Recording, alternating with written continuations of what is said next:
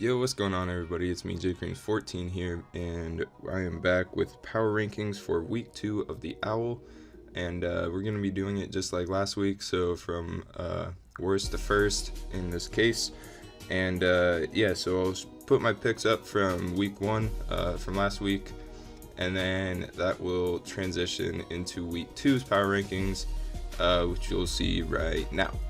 And anyways, so yeah, things have gotten shaken up quite a bit. A little bit of changes in the middle there. And so anyways, without further ado, I'm going to start out at number 8, which is the same as last week. I still have Team Cacti as number 8, just because they got swept this week.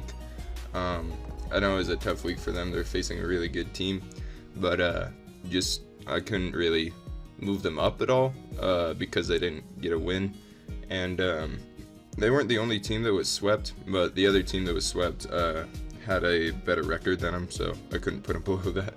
But anyways, starting off, we had let's see, we had Toasty's battle versus Trazer, where Toasty, he actually did pretty good. His Dragalge was a trooper in this match. It dealt a lot of damage, and it even lived a Shaman Psychic and lived on 1%. I did have to question the Citrus Berry on Scolipede. I don't know why I didn't use a Guava Berry or something else that restores 50% of his health instead of like 30%. So yeah, that kind of was a question mark in my head, but otherwise, I thought that he played fairly well, but Trazer just kind of overpowered him in the end. And yeah, so I'll be going over Trazer's like good plays and stuff when we get to his team. But for the most part, Toasty didn't do bad, but just couldn't pull out a win in this match. As you said, it was only a 2-0, so it was pretty close. Actually, all these battles were 2-0s, so fairly close matches in each of these battles. But, next up, we had Nico versus Strumpful, and Nico actually played twice this week because he had to sub in for Sock. And anyways, against Strump though, Nico, I liked the Stomping Tantrum on Entei. It does 15 damage more than Bulldoze, so I thought that was pretty cool. I thought he could have taken it like a step further and maybe put Iron Tail on Entei so that he could maybe use Iron Tail against Akiram, and if it missed, then Stomping Tantrum would do 2 times more damage to the Toxapex, because Strump was switching between those two quite a bit. So maybe an idea for the future, but I'm not sure exactly what other situation that would be good in. Just because Stomping Tantrum, if the move before it misses, then its power is doubled, so it goes up to 150 power, which would have done a ton of damage to that Toxapex and probably 2-code it. I'm not really sure, but it is an Entei. Entei is very strong. And then, yeah, so Nico also made some very questionable plays. His biggest questionable play was letting Crook go down to Greninja. I thought the Water Shuriken was really obvious. And at this point in the match, I'm pretty sure it's 3v3. And so yeah, that Crocodile really could have put in more work in the match, but it basically killed Strump's last 2 Pokemon. So yeah, I thought that conserving that would have been really important, but he let it go down to Greninja. I am pretty sure that it was Scarfed, and that's maybe why he stayed in, just not expecting the Water Shuriken, but Strump showed that last week as well, so plus he went right into Greninja. Yeah, so plus Crook could have lived another round of hazards. I knew that Strump had 1 layer of spikes and Stealth Rock up, so that did 18% to Crook, and it was at 20, so could have come in, gotten another like kill or 2, and I think that Nico could have killed the Greninja with something else. So yeah, I think that he also needed better prep for the Salazzle. He really had no switch into it whatsoever. I don't know why Strump brought it in so late. I feel like it could have been in more work like at the beginning of the match, but you know, Strump still come out with the win, so I can't really nag him too much for that. And anyways, so yeah, that's gonna be Nico's battle versus Strump. I think he did some really good things, but I think that he just kind of slipped up at the end and wasn't able to pull out the win. But yeah, so anyways, moving on to the third battle of Team Cacti's. It was between Nico and Trazer. So Trazer was actually subbing in for Oscar, and Nico subbed in for Sock.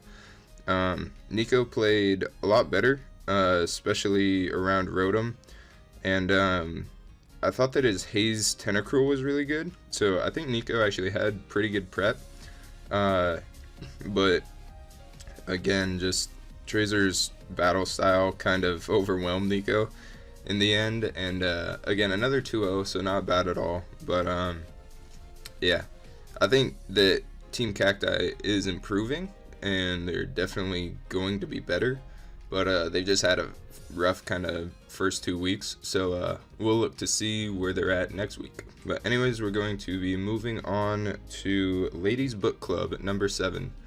They went 1-2 this week, and the only win coming from Faticky versus Scout, so I'll go over that real quick. I thought that Faticky had a very strange Sceptile stat, flinging a Razor Fang at a Sand Slash to make it flinch, and doing a whole 9% to it.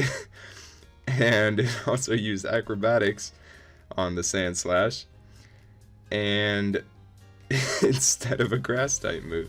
So this was very weird set, which allowed Sceptile which allowed the Sand Slash to get off a Rapid Spin and get the rocks out of there. Plus, it allowed the Sand Slash to Poison Jab the Sceptile and kill it. So you don't really see a Sand Slash killing a Sceptile every day. But I thought that Zach or Faticky set up with Komodo at the right time this week, which he wasn't able to do last week. So definitely some improvement there from him, and it led to basically a win in which Komodo killed like everything, and then his Blacephalon or whatever it's called just kind of cleaned up at the end. So overall, I thought there was a good battle from Faticky. He kept his rocks up for a while, which I'll go over when I talk about forecast. But yeah, so that was the first match. Well, that was actually the last match, but you know, who's counting the order? Anyways, next up we had the one guy versus Boots and Tangler Boots, and I thought his sets were pretty creative. I like the Whirlpool Parasong Azumarill set. I haven't been in the battling scene for, like, I've kind of been on a break, but as I thought that was really cool to see. I haven't seen it before. The only issue with it though is that it let Mimikyu set up, and that's kind of what killed him in this match. And well, not kind of, it was what killed him in this match. The Mimikyu, he just didn't have an answer for it, and he couldn't get a Parasong off because his Azu was just so low that it couldn't take a Shadow Sneak. And so yeah, I think he needed to kind of be more mindful of what Mimikyu does and bring a way to stop it, because once his Azu got so low, he really didn't have an answer to it. He couldn't even I think that he did break its disguise, but I can't really remember. But after that, there's just nothing, because +2 Shadow Sneak and Shadow Claw basically killed his entire team. But anyways, the last match of this matchup was between Blake and Overachiever. Overachiever is on Ladies Book Club, and you know, it was a good match, but Blake just kind of, I don't know, he improved a whole lot, and Overachiever just didn't have a very good Altaria counter. Mega Altaria is nothing to mess around with. It gets incredible coverage, incredible setup, and I didn't think that Alola Mamola was the best counter for an Altaria. I didn't think that it was a counter for Mega Altaria. I feel like he should have brought the Mega Scizor to to bullet punch that thing and get off a ton of damage and maybe like clean it up with something else. But that's just if the Mega Altaria brought Fire Blast, which I don't think it did. I think it was like Heal Bell Roost, Dragon Dance Return or something. Might have had 2 attacking moves, can't really remember. But yeah, I don't think it had Fire Blast. Yeah, so otherwise I think Overachiever did pretty well. She just kind of fell to that Altaria and let it set up too much. So anyways, going on, well, yeah, so that's why Ladies Book Club is at number 7. I feel like they just overall didn't do enough to move up. They are currently 0-2 as well, alongside Team Cacti. However, they did come away with a win this week, which Team Cacti didn't, so I had to put them above Team Cacti. So that's number 7. Moving on to number 6, I actually have the number 2 from last week, Christmas Kids. So this is a big change. They went from 2 to 6, in my opinion, and they got swept this week. They did not pick up a win, and so I had to drop them kind of low. And overall, their play didn't look as sharp as it did week 1. I feel like week 1 they looked really well, or they looked really good, and they played really well. But this week it just didn't seem as clean, felt a little bit sloppy. And anyways, the first match was between Eevee Master and Luke, and Eevee brought a team that loses to Scrafty. Every single member on his team this week was weak to one of Scrafty's stabs, which is Dark and Fighting. So, I mean, he was already at a disadvantage from team matchup. And, I mean, Luke just played really well. And, yeah, so Eevee's team was really weak to Mega Blastoise, especially if that Blastoise had Aura Sphere, which I don't think it did. But, yeah, so he had a lot of mons weak to Fighting, and he really couldn't get past the Blastoise. And yeah, so I mean, just from the start of the battle, he was at a disadvantage and couldn't really gain any momentum throughout the battle. Luke just kind of kept the momentum and kept, he made good switches and, you know, just overpowered Eevee. There really wasn't much that Eevee could do, honestly. But I think he does need to prep better next week and really look at his team that he creates and go down the list of his opponent's team and be like, alright, so what mon is most threatening to me and what can I do about that? So anyways, that's going to be Luke versus Eevee. Next up, we had, I think it was Dr. Slacking versus Metro. Is that correct? Yes. Okay. So I thought that Dr. Slacking opposed to Eevee had good prep, and he had a good game plan, but he just kept over predicting stuff. I like the Z Exazor for Tangrowth, but unfortunately for him, Metro read that and went into Arcanine. And yeah, so overall, I thought Dr. Slacking didn't play bad. He got 3-0'd by Metro. However, he just couldn't execute his game plan efficiently because Metro was just reading him for every play. And I think he just kind of got in Slacking's head, and it just felt like every move that Slacking made, Metro was already countering it. So anyways, pretty tough battle for Dr. Slacking, but I'm sure these guys will bounce back next week.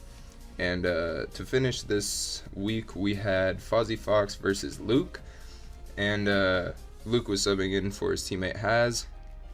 This one was really really crazy to watch.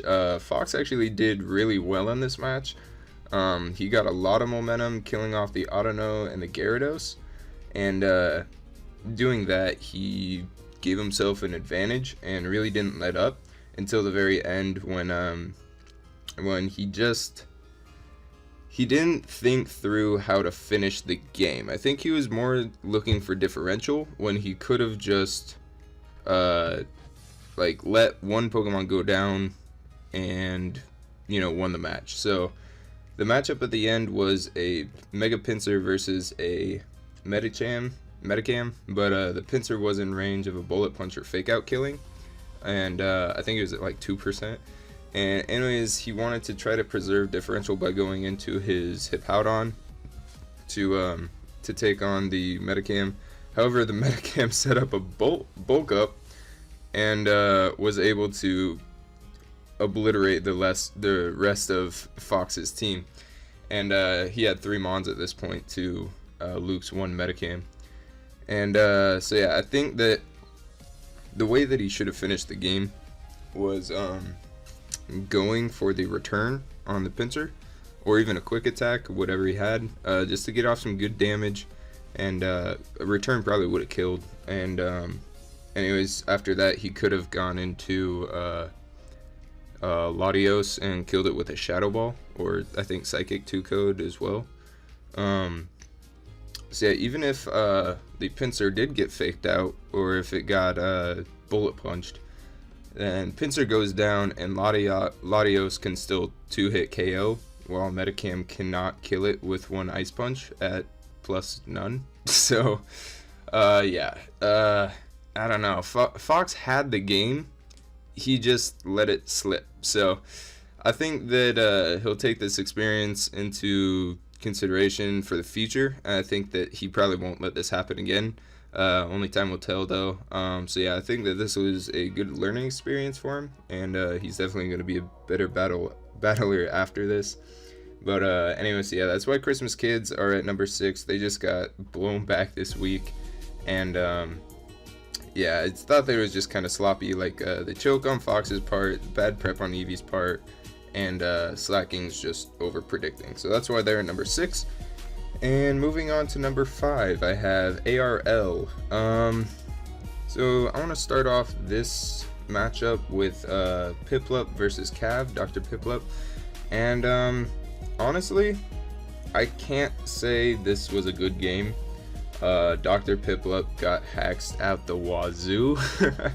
And honestly, with the prep that he brought, I would go as far to say is that he probably would have pulled off the win. I liked his team matchup. I thought that it could have really done good against Cav as far as just on paper, but we really never got to see how the whole battle would unfold, just because of all the hacks that happened.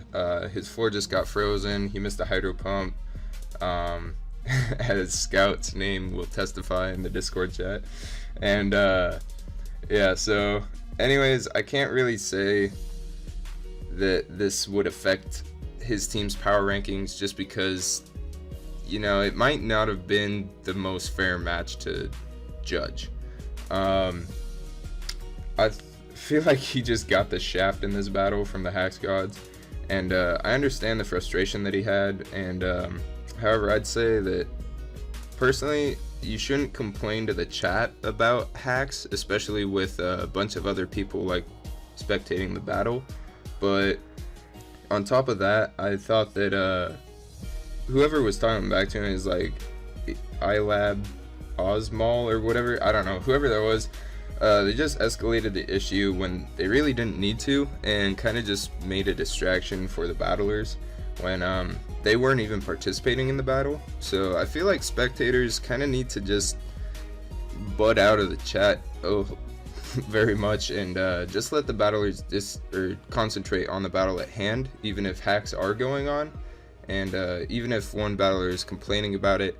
You know, this is between 2 trainers, not 2 trainers and a crowd. So I think just overall try to keep it professional, and the chat drama it really distracts battlers. I know it distracts me a whole lot when people are talking in the chat and I'm like responding to them and stuff. So yeah, either that or just like mute spectators or ignore spectators, whatever that is. I'd say that would be a good route to go. But yeah, I do understand Piplup's frustration with that match. But anyways, moving on to Kenneth versus Haz. So we all know that Kenneth really likes to set up a lot, and I was actually really surprised that his Snorlax couldn't kill the Gligar when the Snorlax was at +2 with an Ice Punch. And so yeah, I think the Gligar lived on like 3% or something crazy like that. But anyways, yeah, it was crazy. And I feel like Kenneth, I know that he loves to set up, but there are certain times to set up. For example, Tyrantrum versus Aromatese is not a good time to set up, because that Aromatese is going to kill your Tyrantrum every time. I mean, unless you have like a fairy reducing berry or whatever, but a Roselli berry I think it's called. But anyways, so yeah, I think that Kenneth could have won this, but just kind of got a little bit greedy in his setup, and that's the reason he got 2-0'd by Hazy. So anyways, moving on to the last match of this matchup was Sebasaur versus Coach Oak. And anyways, I really didn't have a whole lot of notes for Sebasaur, other than he just played really well. I did have quite a few notes on Coach Oak, but Seb didn't do a whole lot other than click the right move. He just clicked moves that were super effective, or he phased out the Muck and a lot of other Coach Oak's Pokemon, and really just made that Stealth Rock damage add up where he could just kind of destroy him. So not a whole lot to say about this match other than Sebasaur played really well, and I thought that he was kind of the savior for this team, and why they're at number 5 and not number 6 this week. So yeah, good job to Sebasaur. So yeah, moving on to number 4, we have CloudNine. Now this is another big jump in the rankings. They went from 7th to 4th this week, and anyways, they actually got a sweep over the team they were facing, which was the Christmas Kids. So Luke played 2 games this week, and he did really well in one of them, and he didn't do as good in his second match, but was able to pull off the win. But overall, against Eevee, I thought that he had really good prep with his Scrafty, and his Blastoise dealt a lot of damage to Eevee's team. The HP Fire on Dugtrio was really smart. He continues to surprise me with the prep on Dugtrio. It's a great Mon, and he's really using it to the best of its ability. And so I just thought that this battle was really well thought out. He had incredible prep, and he executed his game plan very well. So hats off to Luke for this battle against Eevee. And next, his second battle was against Fozzie Fox. I already discussed that crazy ending, so I won't really do it again. But overall, I feel like he let some key pieces in his team go down where they didn't really have to. I think the resting Gyarados wasn't the best set, because you know, he could have wish passed from the, I don't know, he didn't really need rest on Gyarados, unless he brought Sleep Talk, which he didn't. And yeah, so, or Chesto Berry. I was really surprised about that. The Gyarados just kept sleeping and then kind of just died. But anyways, so yeah, there is that battle. Also, it was good on him in that battle to never give up at the end. He could have just straight up went for damage on the pincer or anything, but he decided to bulk up or sub and bulk up, which really paid off for him in the end. Oh, and I think I said Hippowdon before for Fozzie's Pokemon. It was Gigalith. That was my bad. But yeah. So anyways, other than that, the final battle was between Metro and Dr. Slacking. I liked the Earthquake on the Tangrowth for Darmanitan. I thought that was good prep, and it was a fairly obvious switch in that Darmanitan would be coming in on the Tangrowth. And so yeah, having Earthquake I thought was really well. Unfortunately for Slacking, he switched in his Cobalion, which took the Earthquake. And yeah, that got off a lot of damage. So good prep on Metro on his Tangrowth. He had a clutch switch into Arcanine on the ZX Scissor from that +2 Cobalion, which really rendered it useless. And also the Arcanine had Dragon Pulse, and I thought that was also really good prep, because Dr. Slacking had a Haxorus, and I know that Haxorus gets Earthquake, but the Dragon Pulse, I think 2-hit KO to Haxorus from maybe after Rocks, but Yeah, I thought that Metro had a really good team prep for Dr. Slacking, and he showed it off with all the switching that he did, and into the right Pokemon. Like he was able to predict Slacking to a point where even moves like X or ZXs or was predicted, or that the Cobalion could do a ton of damage to Tangrowth. So it was well done on Metro's part in the playing aspect, and pretty good prep as well. So that's why CloudNine moved up so high, is just because of their domination this week, as well as good prep from Luke and Metro. And anyways, moving on to number 3, was another pretty good jump by the forecast. I thought they did pretty well. They went 2-1 this week, and the first battle they had was between Tangela Boots and the one guy, and Boots just predicted everything. He predicted the spores really well from the Amoonguss, and from the Breloom. He predicted the spore well, because Breloom didn't go for spore turn 1, it went for it turn 2, which Boots predicted somehow and went into his Rotom-Mow. And the rocks on the one guy's side of the field were very helpful to Boots' win. He had a great Lumberry set on the Mimikyu, so that when it got burned, I'm pretty sure, is able to break that burn and continue on to basically sweep the one guy's team. So yeah, really well done on Boots. Good setup, good identifying of when to set up and when to just annihilate the one guy. So well done on his end. And the next one was between Blake and Overachiever, and I thought Blake got like most improved award for this week, just because he did really well with his team. His prep looked really solid, and he was able to cover his Mega Altaria's weaknesses so that it could put in a lot of work.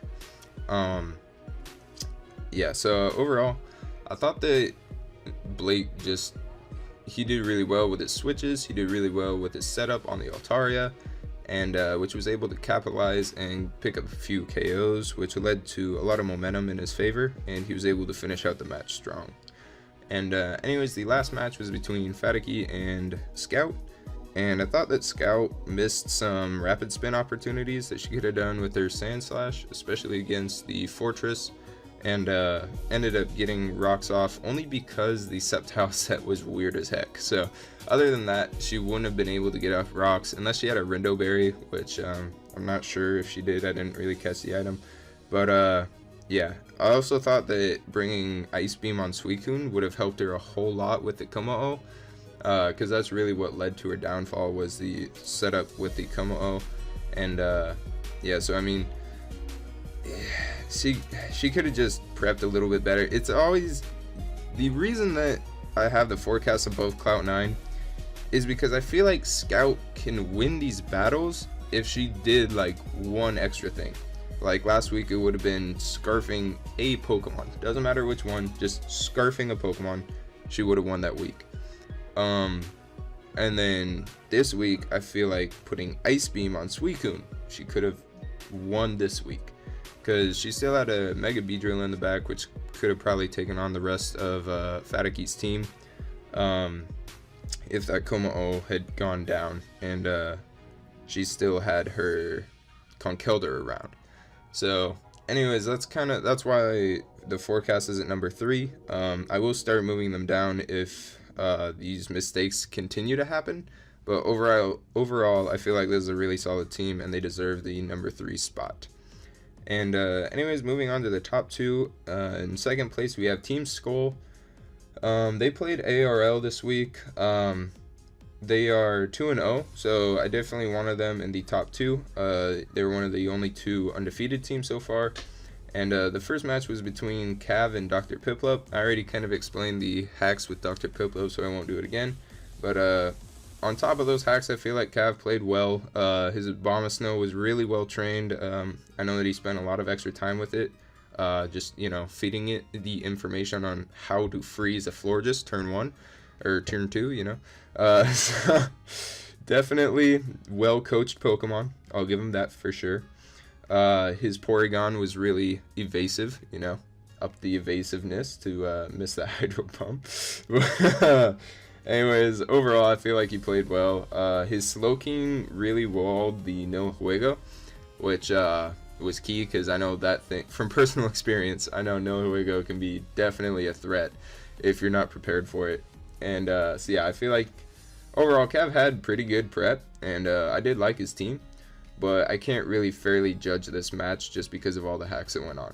So anyways, next up in this matchup was Coach Oak versus Sebasaur, and anyways, Coach Oak just got completely outplayed by Sebasaur. And what I don't understand is that Coach Oak failed to recycle an item 3 times in a row. Like, after the first time, why are you gonna keep doing it? I know that he was predicting like an earthquake on the Aggron's part, but he really didn't need to. There wasn't any point, because like if he kept recycling his berry, he was just gonna get another berry and then go up to probably less health than he would have been at. So I don't know why he didn't just switch, or why he didn't, you know, do something. But the Aggron was able to take advantage of that instead of the Stealth Rocks and just keep roaring stuff around. And yeah, I feel like Coach Oak also needs to be more patient with Ditto, because he swapped in his Ditto on a Pokemon, and then the next turn that Pokemon set up. So if he had swapped in Ditto afterward, oh yeah, it was the Rhyperior. He swapped in his Ditto on the Rhyperior, it transformed, and then the Rhyperior set up. So if he had swapped in his Ditto a turn later, then his Ditto as the Rhyperior would have been a +2 and faster, and could have probably OHKO'd Sebasaur's Rhyperior with an Earthquake. However, that didn't happen, and so his Ditto went down instead. But yeah, so I think that he does kind of need to learn Ditto more, and be patient with it, especially in front of Mons that can set up, and if they're in a good position to set up. So definitely watch out for that. And I was really confused on why he went for a paralysis on a Mega Aggron when he could have defogged the whole time.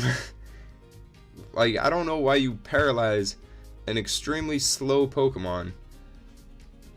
It just doesn't make sense. I mean, if you're just going for the 25% hacks, you're not gonna get that. That's a 75% chance that you're not gonna get that, and it kind of just puts you at a turn disadvantage. When if you defogged, you got rid of the hazards, and you know, a lot of the roaring could have been avoided. But anyways, yeah. And he really did get 2 lucky paralyses on the Aggron, which won't happen every time, so don't count on that. And he missed a para on the Charizard, or wait, no, his Charizard dodged a Thunder Wave. So yeah, he got fairly lucky in this match, but still got overpowered. And the only other critique that I would give to him is that if you're going to run a setup Klefki set, then commit to that set. Like, don't have defog and like, I think it was Stealth Rocks or Spikes, and then he also had like Calm Mind and a move. Like, if you're going to make your Klefki a sweeper, commit to it fully and go with a wide range of attacks and a setup move, or like a recovery move on top of the setup move, or substitute anything. Just commit.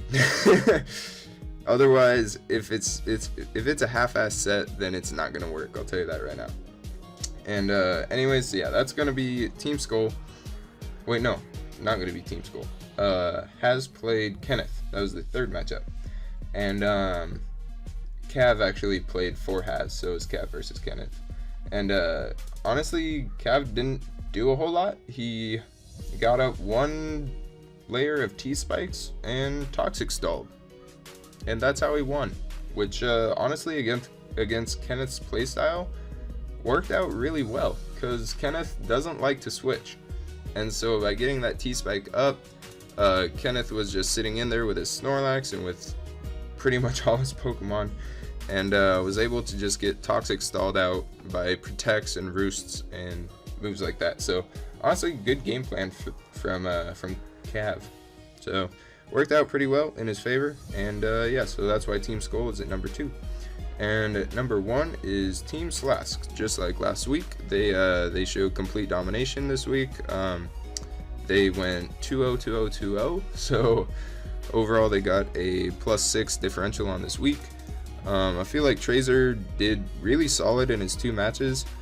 I was surprised that his Shaman didn't kill the Dragalge, and yeah, so that Dragalge kind of put in work against him. However, rocks on his side, or his rocks on Toasty's side, were really helpful.